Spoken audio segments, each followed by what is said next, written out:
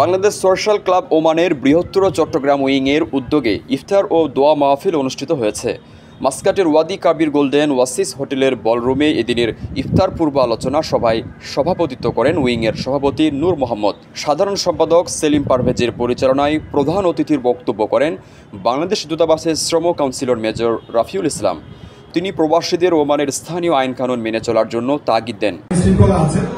আইন শৃঙ্খলাটা মেনে চলবেন এবং তারা সবসময় আমাদের এই কথাটা বলে, আমাদের বাংলাদেশিরা সবাই খুবই ভালো, কিন্তু আইন শৃঙ্খলার প্রতি আমাদের যেহেতু জনসংখ্যা অনেক বেশি, তো 1% যদি না মানে তার সংখ্যাটা অনেক বড় হয়ে যায়। তো সবাই এই জিনিসটা একটু খেয়াল রাখবেন যে আমাদের যে কোনো একটা প্রোগ্রাম করা বা যে কোনো একটা অনুষ্ঠান করা, গ্যাদারিং করা যথাযথ কর্তৃপক্ষের অনুমতি নিয়ে করবেন, তাহলে আর কোনো সমস্যা হবে না।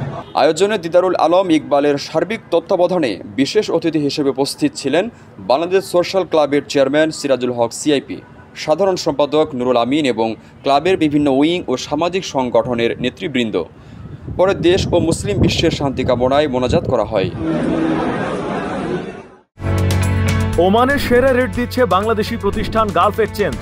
প্রিয়জনকে টাকা পাঠাতে আজই আসুন আমাদের যে কোনো ব্রাঞ্চে অথবা কল করুন স্ক্রিনে দেয়া নাম্বারে। গালফ এক্সচেঞ্জ, বাংলাদেশিদের প্রিয় এক্সচেঞ্জ।